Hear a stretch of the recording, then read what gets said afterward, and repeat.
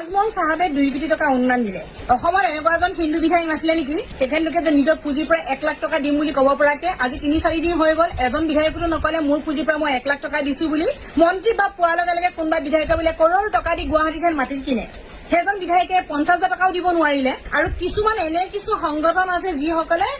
উজনিত বোলে হেনো মুছলমান সোমোৱাৰ লগে লগে মিয়া সোমোৱাৰ লগে লগে তেওঁলোকক খেদিব এতিয়া পিছে সেই যে 2 কোটি টকাটো তেওঁলোকে যে অনুদান দিব উজনিত তেওঁলোকে গ্ৰহণ কৰিবলৈ দিব নে নিদিয়ে সেইকাৰণে কওঁ এই যে মুছলিম হিন্দু কৰি যে কিছুমানে জেং লগাই থাকে আপোনালোকে মনে মনে থাকক কাৰণ কিয় বিপদৰ সময়ত সদায় কিন্তু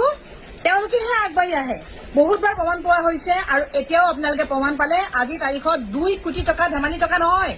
আৰু আজমল সাহেবক এটাই অনুৰোধ কৰিব বিচাৰো যে আপুনি পইচাখিনি নিজে বিতৰণ কৰক যদি আপুনি বেলেগক দিয়ে নহয় তাত অংক আহি পৰিব কাৰণ কমিছনৰ অংক আহি পৰিব কাকো বিশ্বাস কৰিব নোৱাৰি আৰু পানী যে সোমাইছে পানীখিনি কিন্তু মুছলিমৰ পানী হিন্দু পানী ভাগ কৰি সোমোৱা নাই হিন্দু মুছলিম একে ঠাইতে গৈছে সেইকাৰণে সকলো আমি ককাই ভাই অসমখন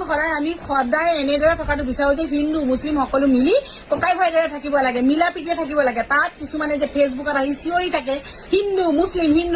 এইবিলাক কোৱাটো বাদ দিয়ক এয়া এটা আপোনাৰ ডাঙৰ শিক্ষা সহায় কৰাজনে প্ৰকৃত বন্ধু মনত ৰাখি থব সকলোৱে